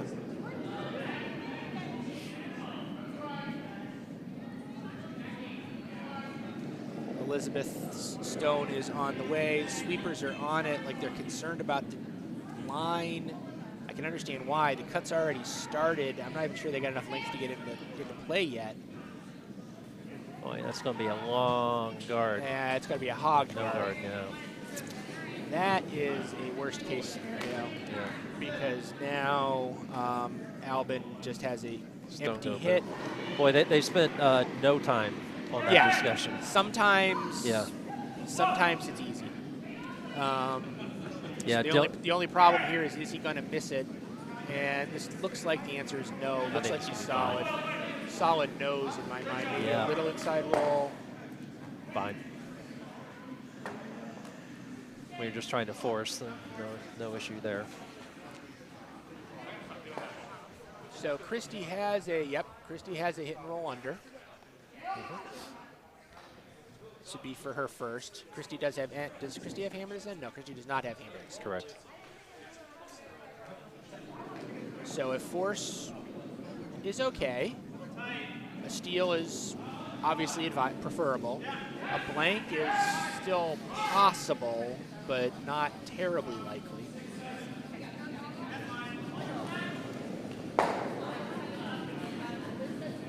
On C, you can't handle this. Scott Cleve is maybe going to tap the one red that's in there among a gaggle of 4 yellow. If he were to tap it well, then he would be forcing Loudon to draw against 5. I don't think that he has enough on it. I think that actually, oh boy, I think that leaves Loudon potentially shot. I don't have a good angle on Oh, that. no, they're not. They're third. Okay. All right, so Kristy Bellefontaine's shot is on the way. She's looking to just kind of cross face, hit and roll under. She's got the hit. I think it's going to roll too far. Yeah. It is going to roll. It's not shot. Sticks in play, however. Yeah. So it could be interesting later, although she doesn't have shot. She doesn't have hammer, rather. Right. So what's Dillon Wright's plan? What's he going to do? Draw split house draw, or is that a, yeah, split house draw. Split house draw makes perfect sense. That's the way you take your 2, and Dillon's perfectly content to take a 2 at this point. Because he's starting to consider end game. There's 4 ends left in the game. He's up by 2. If he takes 2s with each of his hammers that would remain, Kristy's got to make some 3s with both of hers just to tie it. And so far, there hasn't been a 3 on the board on this game. It's the only game that can say that. So he likes his situation. On C, whatever Loudon did with their last shot did not affect the house whatsoever. And it looks like they're trying to figure out, oh, no, it looked like they were thinking of measuring and then started kicking him away. So they've got an agreement on a score, whatever it is. I guess, yeah. So I don't think Dillon's thrilled with that stone. He shouldn't be. It is way short. I mean, yeah. way short. And it's not even a guard. So what Kristy wants to do here with her last is nose hit that yellow stone. No, Kristy. Draw behind is not smart. Drawing behind is dangerous because of the raise. Because of the raise, or if you just fail to get behind, your stone's subject Open to be hit. yeah. Whereas if you just hit the yellow, you have successfully forced a draw for 1. Oh boy. This is not a great decision. Unless she thinks at like a hack weight hit, there's this much curve is in the ice. And if she thinks that, I think I disagree with her, but I'm prepared to be proven wrong. This is a draw line. I do not agree with this shot. It's her game to play. Yeah, that is definitely a draw. Yeah. I think that might actually be on the yellow. Not yet. Sweepers might still be able to get around it. Line's looking like she can sneak past it. No, she can't. So it's going to tap up. Actually, I'm going to tap up. It doesn't need to. Well, yeah. But so, all right. So that's handed Broomstone'd basically a draw to the inner of the 12-foot, inner half of the 12-foot for two. I don't think Kristy thought through that the way that she needed to think through that. On C, that was indeed two more for yellow for you can't handle this. That makes the score 12-1. I think they're going to just come home and shake. Throw the rocks down this way and shake. Yeah. Right. On sheet D in the 5th, there was a 1 for yellow to make it a 10-4 game. I think we already knew that. Yeah, we did. We're working our way through the 6th end. Currently, yellow has shot. They're trying to put a guard up over it. That stone didn't do it, I don't think. Pretty sure that yellow shot stone is exposed. Yeah, I think so. And Benjo, yeah, absolutely. At this point, I actually think Benjo is doing a little bit of playing with his food, not because he knows he's superior to their team, but just because he's working on stuff that he thinks he's going to need at Nationals. Because he's playing a nice, he's trying to play a very precise hit this and flop under kind of thing, which is a shot that they're going to need at Nationals. And in the rest of this, this field, also true. Yeah, even though they've qualified, they want to. They're competitive. So they over curled it and peeled the top guard. Yeah. That's a little problematic. Okay, we have kicked stones on B. Did they get there too? Yeah, they did. Yes, they did. Okay. So that would bring that score to 6-2. Yep. So Kristy needs to figure out a way to put up a straight number because 4s are straight. She could also get the job done with a pair of 3s if she holds Broomstone'd to 1s to a 1 in the 7th. Right? Because that would be 7. She would have 8. Yep. A pair of 3s if she can hold Broomstone'd to 1 in the 7th. Yeah. Or a 3 and a 2 against a 1 would tie. But she needs better than a 2 at this point.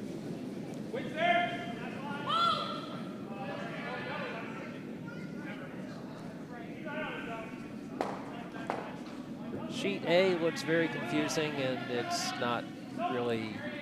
It's not pretty. It's not pretty. It's not looking good for Diamond State. Yeah. Again.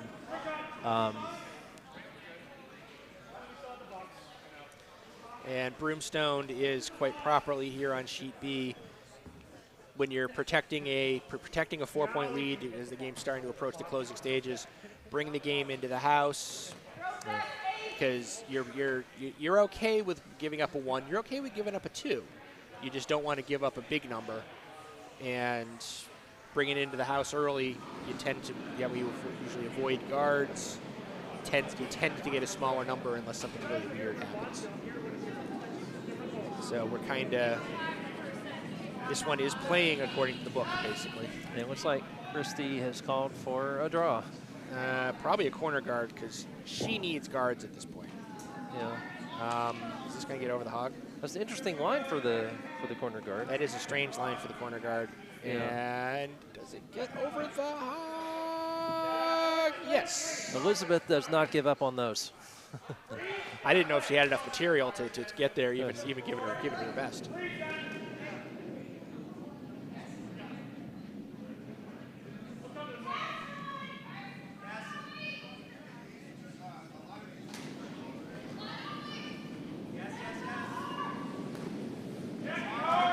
Benjo is already throwing on sheet D. They are just trucking along. Yeah.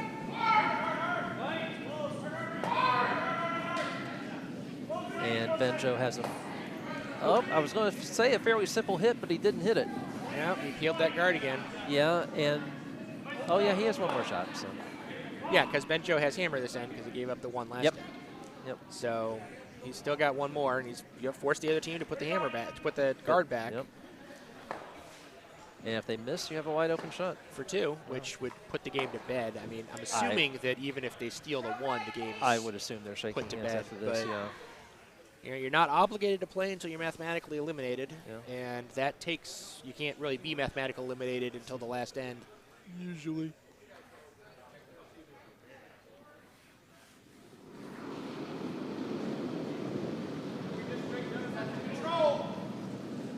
All right, so on sheet B, what was the call? Is she Kristy's kind of doing kind of a gentle tap, sit, roll kind of thing. Whoa, we have a collision down on D. Looks like everybody's okay. One slightly wounded ego. Right. All right, she did that tap back. So there is a valid strategy here, and it is a good way to manufacture a big number. Yeah. If the other team has some stones at the top of the house, you just kind of gradually move those back, and you have yours in front of them. Now, your stones really can't be taken out. You've got kind of a protection wall. They actually call it the Chinese wall strategy. I don't know why. Yes, I do. It really only works if the other side doesn't notice you trying to play it.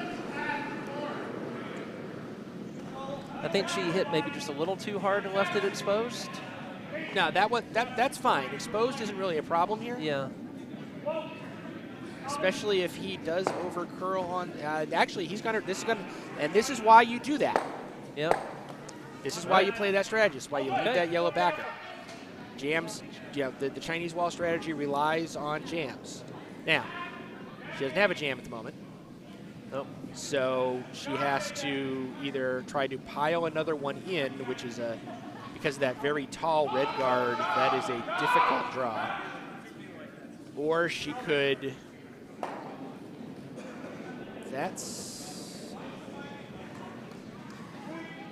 Benjo just hit for 2 on D. Benjo just hit for 2 on D. So that makes it 12-4. Are we shaking or are we throwing a 7th end? Boy, both skips are at the far end as though they're going to throw a 7th end. Okay. Well, you score 4. You score 4 with hammer and then steal 4. Yeah. Sure. Okay. Mathematically possible. Okay, I'm a little bit confused by the call on B. Why? Why? I think that's a mishit or misthrow, because Kristy asked to be up over that yellow. She's not up over that yellow. She's in the back of the house. That was too heavy. Yep. She wanted to get it over top of that yellow so she could continue playing that bump strategy. Which is like I said, it's a valid strategy. It's a smart way to do it if you got to manufacture a number. But unfortunately, you got to be precise to pull that off. On sheet A, Jennifer Ying has taken a long time to decide how to draw against 3 or raise against 3. Are they still in the 5th? They are still in the 5th.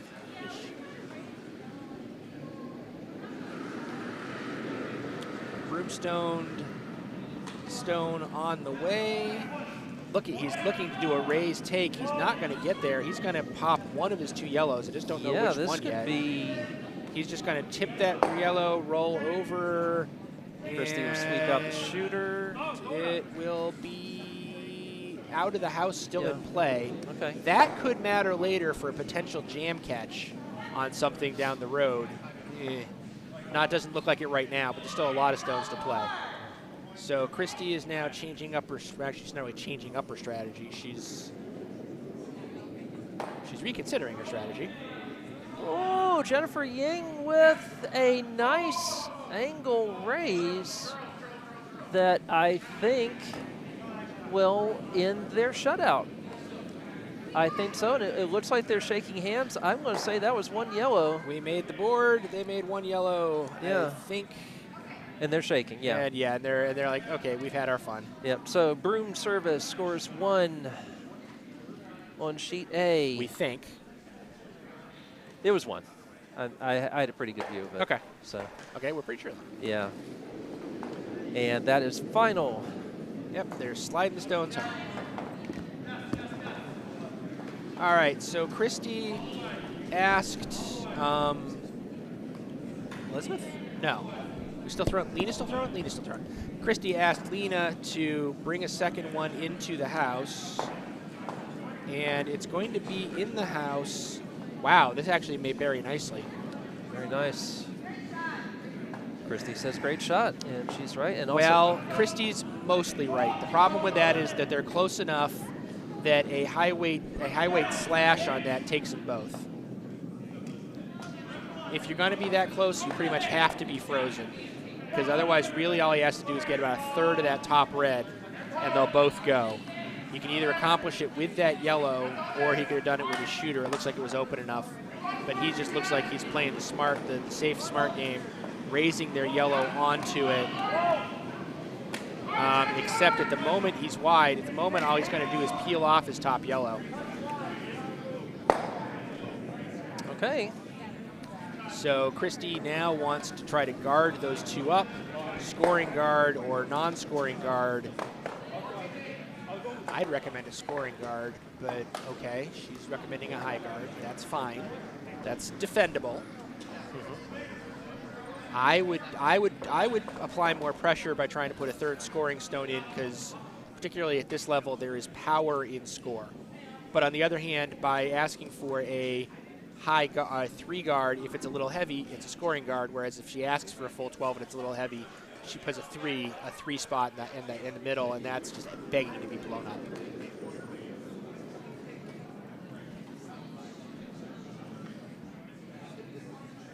This is the only game we have going on where the outcome isn't any doubt. At least any significant doubt. I mean, you know, miracles happen. Sure.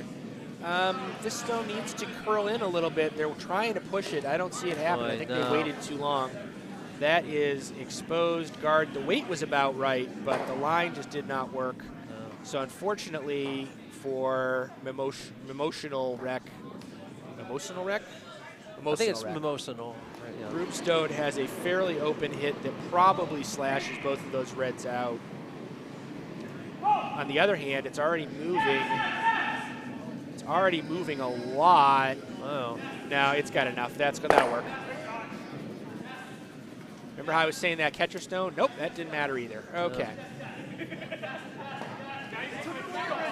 And yeah, now we got a problem, because Kristy's she's got got 4 stones. She must manufacture 2. She'd like to manufacture 3. Manufacturing 3 is probably not in the cards anymore. do you blank? Oh, no, that's an interesting. No. If it were the 7th end. If it were the 7th end, I would consider it. Right. But because she's got 1 more hammer coming, Yeah. a 2 is okay. That puts you down 2. Give up 1, take 3. It's a tie. Yeah. But take 1, you either get yourself a situation where you need to steal 1, steal 2, or give 1, take 4. It gets awkward. This seems like This is a pretty good. This is good. Pretty good. A little. They want to keep working a little bit more. Yeah, If anything, they bury want it it a little bit overexposed more. on the outside. That's fine. Yeah. Maybe about the only way it would have been better if it had been above the tee instead of just behind it. But that's a quibble.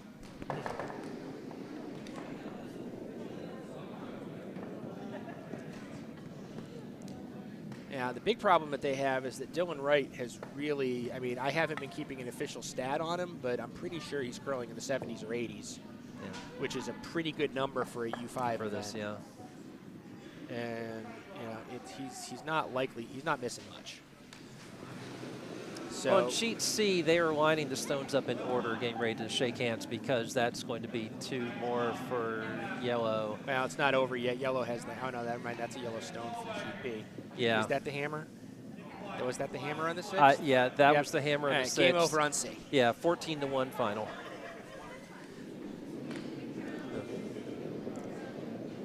So we are now down to the game on D, which actually may be technically over at this point. They're just throwing stones, because I think they're out of material over there, frankly. No, maybe not. But over here on B, the one game that's actually still in competition, Broomstone's trying to counter draw basically a slightly better draw than what Kristy had her 2nd throw. I open question which one of those is shot. I think yellow is. I think yellow is shot. Okay, apparently the sweeper must have lightly tapped that red stone, which makes the hit of the yellow a little bit more possible because it did. They tapped it away a little bit, so the yellow is hittable. And the jam is a risk, but it's not that much of a risk. And if she can pop the yellow out over the red, she's got a reasonable chance of being able to park the shooter behind the tall guard on the right-hand side of the sheet. It's asking for that's a lot of roll, but it's not an insurmountable amount of roll. Throw this at hack and it would our board, and you'd probably get enough roll out of it. I'm watching sheet D, and I'm not really sure why. It's curling. Yeah. You're doing your job, which is to report on all of the games. That's correct.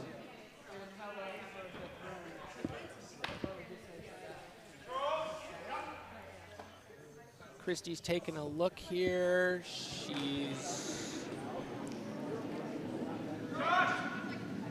on that line. I feel like she's kind of going for a kinder, gentler takeout. Something in the hack to board range. Try to chip it out and miss her own red. Yeah, the missing her own red's not really that complicated there. As long as she gets less than about 2/3 of the face. Yeah. That won't be a problem. I think she's actually trying to calculate a good roll with her shooter.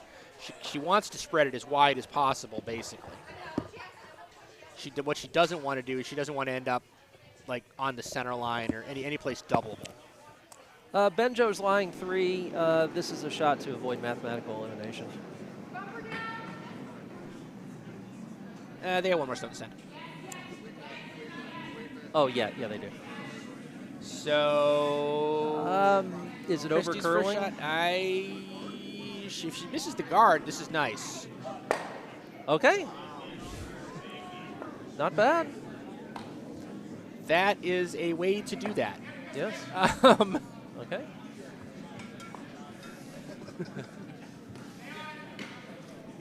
So what's Dillon got in mind? Briefly looking at the possibility about playing wide, which is a valid option. Yeah, that's probably the smarter shot. Okay, so he's looking to get the shot stone behind that tall red guard. Basically, he pretty much needs to touch the 4-foot to be safe. The risk here is if he does not well bury his shooter, he might give Kristy that 3 that we were talking about. Okay. Well, she instantly, Mr. Gaudette threw his best rock of the game, I think, freezing right into a little pocket there. And Benjo made contact. I don't think it's enough contact to matter. No. In fact, maybe kind of opened a draw for 2. All right. Broomstone skip Dillon Wright's stone is on its way. Okay, so he did not throw to get behind the cover there. He threw to kind of play over on the left. I'm not sure I would have done that. No. And is this critically short? Okay, so it is second, but it is open. All you got to do is pop it, and you got 3. Yeah. You got to play the scoreboard. You got to take the chance for 3. 2.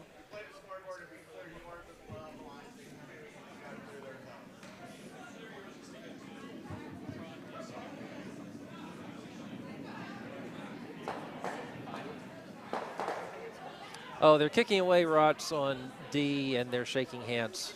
So, okay. Let's say yellow scored 2. Sounds good. Well, yeah, why not? So the unofficially official final score, 12-6 for Green Eggs and Ham from Potomac against Just Druid from the Jersey Pinelands. And again, that's the team that is already qualified.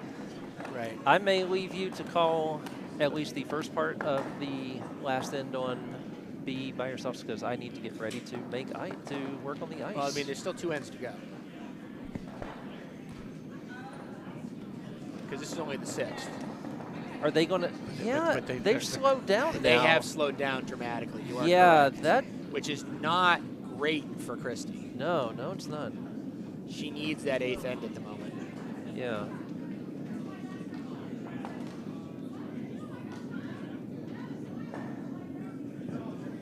Is Kristy throwing the right turn here? Or is the right turn just whatever you're comfortable with? Pretty much it's whatever you feel like you can get to the center of that. Yeah, actually she is, because there is a guard guarding the other turn. But, oh dear. One red. Okay.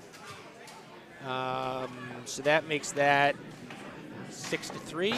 Yes. That's problematic.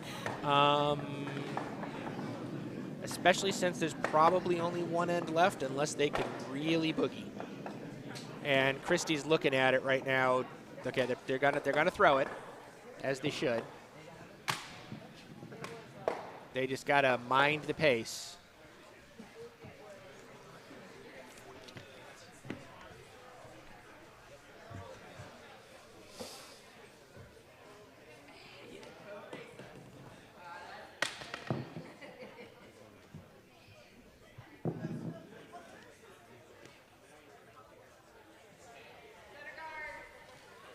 All right, so we are beginning the 7th end now with a score 6-3 in favor of Broomstone'd. Odds are very good this is the last end of the game, because at 2 o'clock, the end that they're on will be their last end. And that's only 14 minutes from now. You could throw an end in 14 minutes, but it's challenging.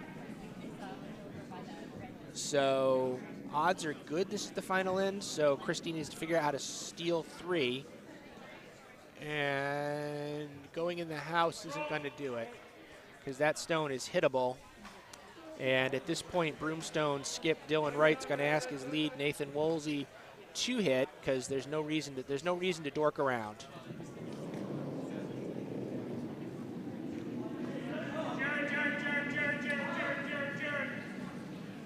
Concerned about an overcurl here. Probably okay. He's got a solid hit. Has no issues there. That's a solid tap.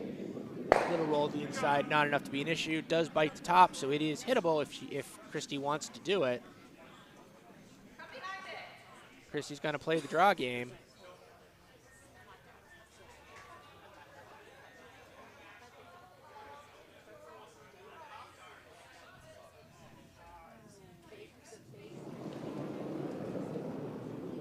Jennifer Skidmore's first stone, or second stone of the end, on the way, was looking to draw behind it. This is not going to get that job done. This is going to either hog or possibly be a corner guard on the outside. It is hogged. That's unfortunate.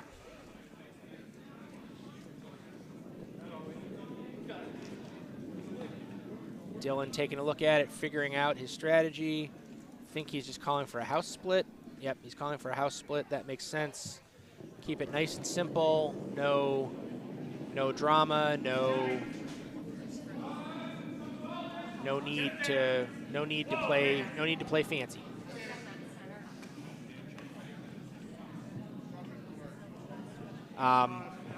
However, that stone picks something fierce, and hogs over is a hog in weight, and also was so wide that it was touched the sideline. Also, that stone that couldn't have been the deliberate throw. That stone picked. I don't know what that picked, but it picked up on something. So Kristy is asking Lena to execute the draw behind. Lena's delivery is on its way.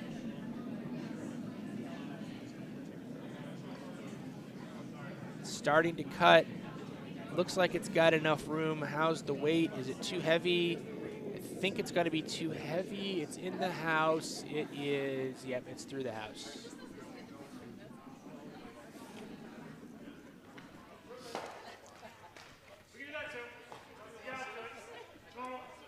All right, so Dillon is calling for Jarrod Smith to split the house again.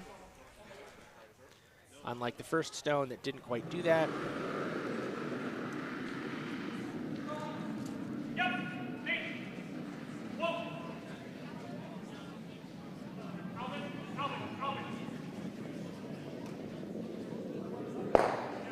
Okay, Nose replaced his own stone. I don't understand that call. I think he's just interested in just keeping it clean because he's playing the scoreboard. He's up 3.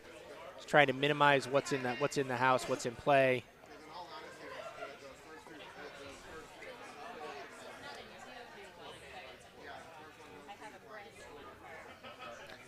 Welcome back, Bo. Thank you. So far, we have a fairly straightforward end. What we do have, however, is a fast end. We have 10 minutes for 10 stones. They might get that 8th end if they keep playing this clean, quick game. All right. So Lena's second stone is on the way. They've been chasing this draw behind the whole end. I think they may have finally, Nope. Just a slight kiss off. They do put a stone in play, so that's going to be a quick call. That's going to be a quick hit and get rid. Yep. Give Broomstone'd credit for doing the sportsmanlike thing and playing quickly instead of. Yep, absolutely. There's no grounds to accuse them of stalling or anything like that at this point. They're played. I mean, the shots have been pretty obvious, but that has taken off. Is that going to miss? Yes. Game on. Game on. Although Kristy still needs to work fast if she wants to have that 8th end. That was a quick call. She's calling a quick. Yep. I know she's aware of the clock because they were looking at it briefly during the end transition, so they know. She's looking to throw guard. Now the unfortunate part is draw guard games are slower than hit games. So that may hurt them in this effort, but it's still within reach.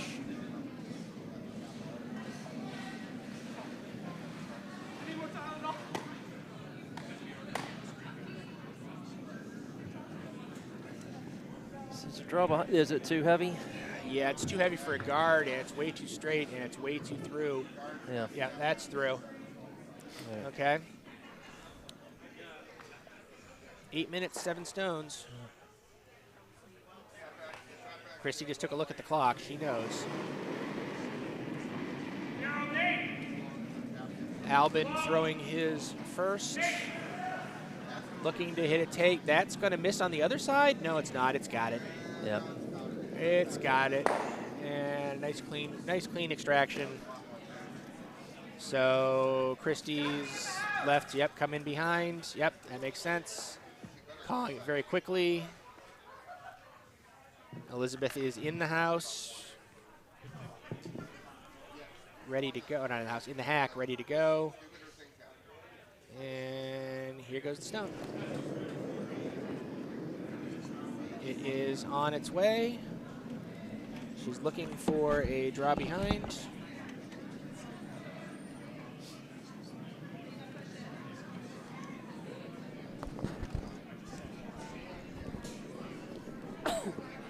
This feels again like it's a little stiff. It might stick in the back 12. Might stick in the back 12. Biting. Yes, just barely biting in the back. Yeah. That stone might matter later. We'll see. Dillon now taking a second, and understandably so, because he's got to figure out what to do with it. He's correct that just tap that's the right decision. Made that call pretty quickly. 6 minutes, 5 stones. Still doable. Stone is on its way.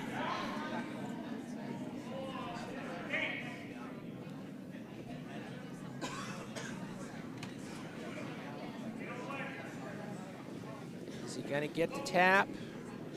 Can he get to it to the tap? Or is it going to flash? I think we get just enough. Just enough. Yep. And now he's biting in the back. Yep. And Kristy acknowledges that that might be enough. You've got time. Don't. I'm not sure what the discussion is. Kristy's saying I have to concede I'm out of material. The other team's saying, hey, you could get this done in time. Kristy's going, nope, I'm good. Okay. So Kristy's accepting defeat. She probably could have tried to rush and pull something off, but she accepts it. It's fine. Game over. So that is 6-3 in favor as a final score in favor of Broomstone'd. Nathan Woolsey, Jarrod Smith, Alban Siku, and Dillon Wright over Mimosional Rec. Jennifer Skidmore, Lena Hornkey, Elizabeth Tigner, Kristy Bellefontaine. So that wraps up our action. Our winners, Team Fannin, Broomstone'd, You Can't Handle This, and Green Eggs and Ham. We'll see you back here in a few minutes for the next draw. I've been Alan McNeil. I'm Bo Dewar. Todd Trivet. And Todd Trivet. Thank you very much. See you in about half an hour.